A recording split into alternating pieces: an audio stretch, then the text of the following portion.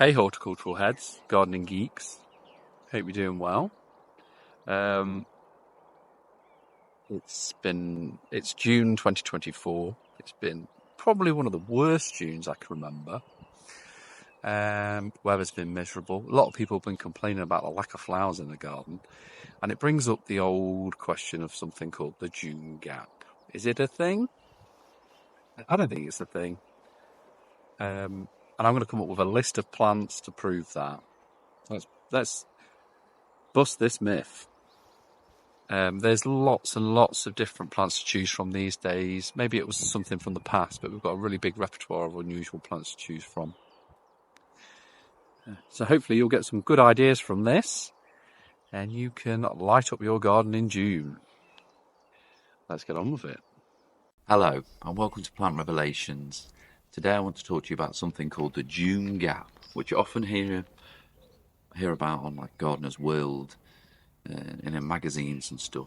It seems to be a UK phenomenon where we are convinced that in June we really struggle in the garden to get colour. So in this video I want to come up with 10 suggestions, maybe a few Brucey bonuses for you, of plants that you can use in your garden to make sure that that gap between the late flowering bulbs and perennials such as alliums, foxgloves, peonies, lupins, irises that just finished at the end of May, beginning of June, and then obviously we'll be waiting till July until we get things like the heleniums and crocosmias, hydrangeas. So today we're going to come up with some plants to fill that gap and keep the colour going. So behind me, I'm not including this in the list, but this is one you should already know, of course. It's the roses. Now this one's Rhoda Albertine. It's a very old scented variety, quite prone to black spot. There's lots of better varieties out there, but a lot of the ramblers do flower around June time. A lot of the shrub roses do as well. Pick a good variety that's disease resistant, black spot resistant. They'll all get black spot in wet years, but if you choose a resistant variety, they normally don't get it till the end of the year. A good rambling rose is Adelaide d'Orleans, but do your research with roses and it will really pay off, and you'll be afraid to pay a little bit more money. But these are just coming into flower when all those plants I've just mentioned have just finished. So let's look at some of the ones you might not be aware of.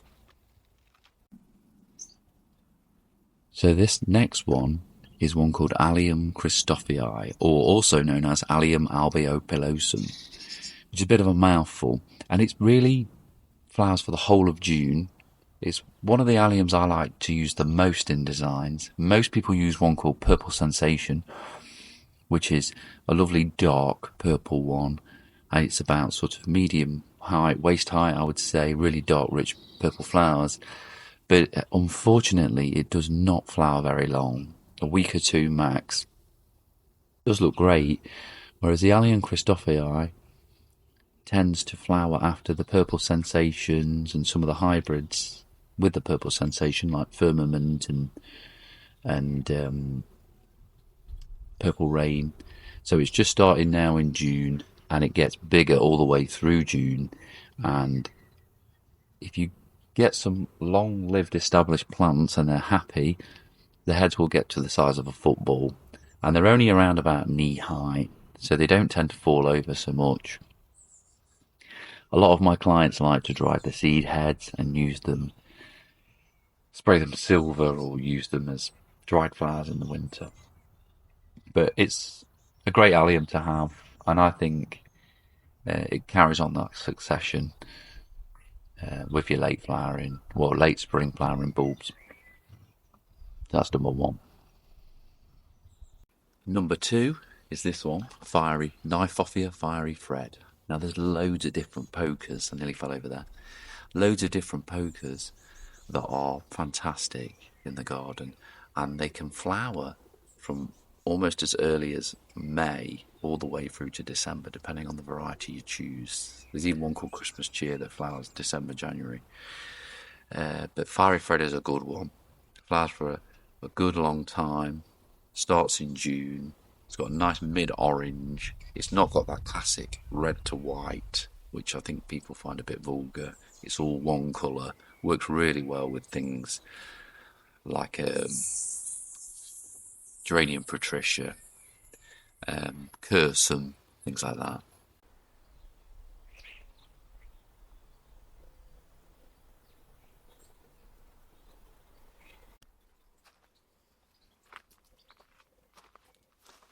Number 3 is something called Carpenteria californica, all the way from California.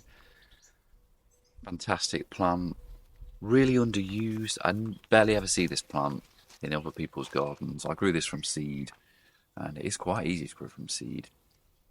Flowers in end of May, June. It's got these beautiful white flowers. A lot of plants that flower white can look a bit tea baggy. Now, that sounds a bit weird. White camellias, for example, they will hold onto those old white petals. Some magnolias, and they'll go dirty brown. But these ones will drop them, and so it still remains fresh. You don't have to deadhead it, keep it looking good. It's evergreen, so it will give you a nice backdrop for the back of a border, as long as it's in a sunny, free draining spot. And I found it perfectly hardy. It's come through -14. So great plant, unusual. In the corner of the screen, for the keen-eyed viewers, you might spot the pineapple broom that was in my previous video for shrubs flowering in May, and that's still going great guns. So that's another option you could look at.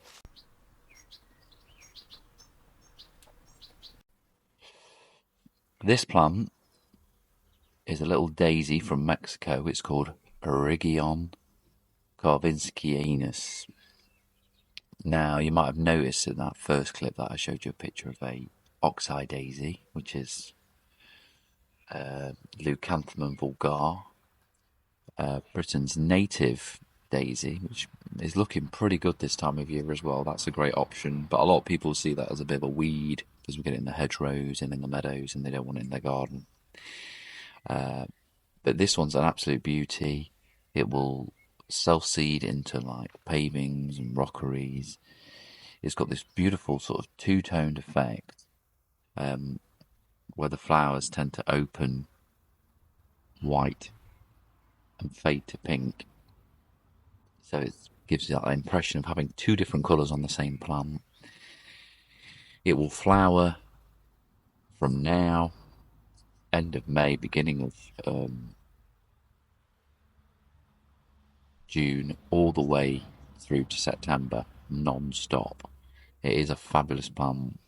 The insects love it, and it's pretty hardy, and unless it's in damp, boggy ground. So this one here is called Eryngium Big Blue, and it is a fabulous sea holly. So there's lots of different sea hollies. Some are quite silvery, some are white, some are really deep blue, and this one will be very, very, very deep dark blue. It's only just sort of colouring up, and it will just get stronger and stronger all the way through June, maybe even into the first week or so of July. So it's a brilliant plant. Now it's called Big Blue because the flowers are nice and chunky and big, but it's not actually a tall plant. It probably only gets 2 to 3 foot max, whereas some of the others get very big and they tend to fall over. Now most sea hollies require the same thing. They want good free draining ground. They hate too much moisture, otherwise they can rot. But this one's growing quite well on our heavy clay. It forms a nice big clump. It will actually, after like 5 years, start to run a little bit. You'll end up with a really, almost like a big drift bit. So it's a great plant. Really recommend it. I'm going to try and get some close-ups of this when it's a bit more coloured up for you, because it doesn't really do it justice at the moment, because it goes a beautiful, deep, dark blue. And of course, like all sea hollies, which are actually a member of the carrot family, the Apiaceae family, they are fantastic for hoverflies and other pollinating insects. Another thing I was going to mention is I've noticed that we do have a few American and Canadian viewers on YouTube analytics. It'd be really interesting to know if you have anything like the June gap. Is that a thing in America or Canada or Europe? Don't think we get many European viewers. I'd love to know. The plant, Big Blue, is in the ground, and you can see it's already starting to colour up, much better than the ones over there. Now, it would usually be a little bit further on. We've had a rotten May. Although it's been mild, we've had virtually no sunshine. It's been very wet. So this will colour up much, much bluer than it is now. So that gives you an idea of what they go like. Right, so we're back at my house now, and as you can see, we've got quite a few things looking good here. There's some obvious ones like campanulas. I'm not going to go into those, but pretty widely available. Lots of different types, normally blue or white. But they're a bit boring. In fact, I didn't even plant that. It came here by itself. But as you can see, I've got the Allium Christophii there, which we talked about. But next door to it, I've got another plant here. This is a Heuchera. Now, you don't really think of these as for flowers, but this one, I think, is spectacular. It's nice and compact, but it's got these incredibly tall flower stems, and it's quite broad, about 2.5 foot by 2.5 foot, and it's called Catherine Hayweather or Haymeather. I'm sorry about this. I will look it up and put the correct name in the description. I have actually done that in all the videos, so if there's a plant I mention, please look in the description because I will list them. So in case you want to order them from somewhere. So that is a great plant and providing some nice flowers. And I think it contrasts beautifully with this plant here, is Digitalis grandiflora. I'm not sure why it's called grandiflora because the flowers aren't particularly any bigger than the regular foxglove, but it does seem to flower a good 2 or 3 weeks, or start to flower a good 2 or 3 weeks after our native foxglove. So it lasts a good while. So it's quite nice. It follows on from that. The other benefit is it's actually a perennial. So you plant a plant and each one will make a nice clump like this. It's not as tall, but I think it makes up for it in the fact that it is perennial. It will cross with a native plant to form Digitalis cross mertenensis, which has like a dusky pink strawberry coloured flower, which is still very nice actually as well. And that's a short-lived perennial, a little bit longer living than the regular foxglove, but not as long as this.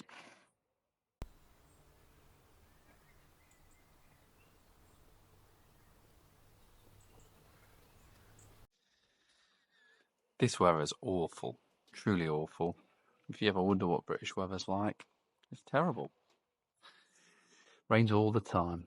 But this is our next plant. It's called Astrantia major. Many of you will be really familiar with it. It comes in white, pale pink. I think the overlay I did before is Roma, which is like a nice mid-pink. Comes in claret. There's even stripy ones. They'll grow in partial shade on heavy clay. They'll grow in full sun. They seem to even grow on sandy soil in partial shade. You can chop them down after flowering, and they'll often come back again in July, August time. There are some new varieties that are stripy. A friend of mine called Trevor Edwards bred one called, I think it's called Candy Cane. I might be wrong.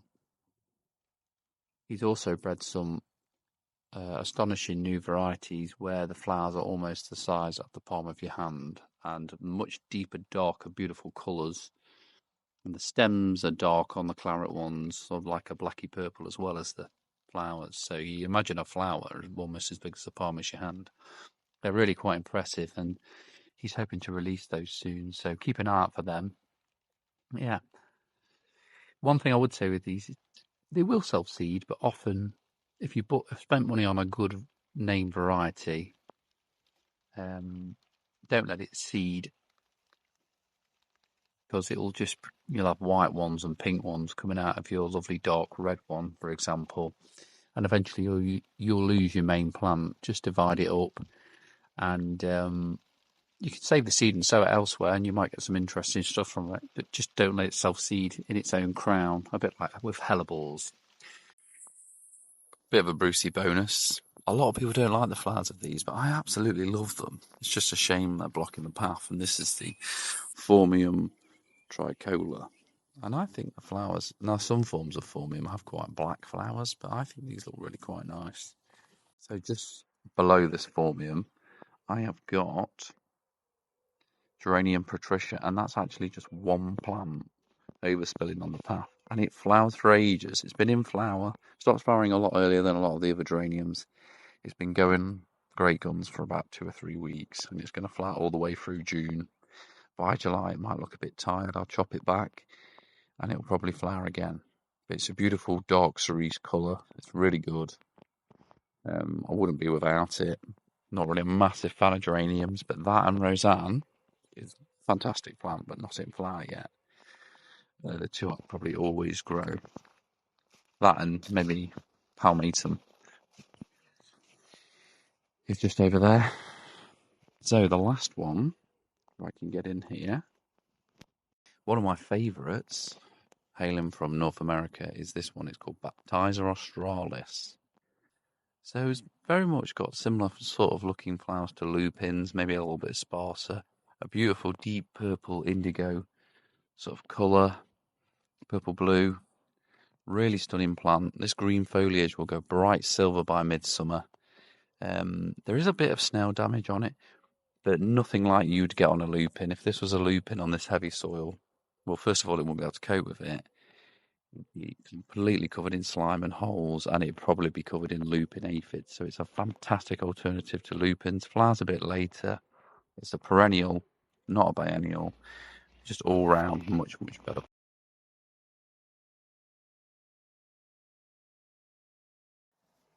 That brings us to the end of our list. There's a good few suggestions for you to work with there. I could have thought of a lot more, probably done another video with nearly like 10 suggestions. I need to make sure there are 10 suggestions. I will, don't worry. I kind of lost count halfway through various interruptions. But there's also plants like Phlomus, Alstroemeria, Salvia Caradonna, Cistus. A little side note is all of these things I will put in the description underneath the video, not in the video, not on the video. Haven't learned how to do that yet. Not quite that tech savvy. I will do though. But I do have a job and a life. But I'll get around to it, and I'll learn how to do that to make the videos a bit smarter and sharper. Another tip is buy locally from a local nursery, and you will buy things that are flowering now that have been grown in the same conditions as you, rather than if you get them from a garden centre where they will force them or hold them back. I'm getting pressured now. Force them or hold them back, and they've come from somewhere like Holland or something. So if you get them locally sourced and grown, you'll know that they're going to flower at the right time, because they won't be using heated greenhouses or whatever, cool storage or whatever to mess around with the flowering times of the plants. So yeah, I think we've dispelled that myth, haven't we? The June gap isn't really a thing.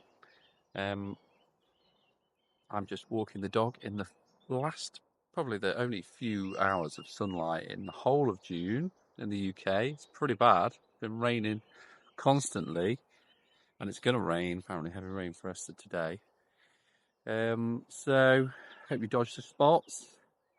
If you like watching men chase a bag of air around a field, then I hope your team in the football wins. And yeah, have a good weekend. Please like and subscribe. Ciao, ciao for now.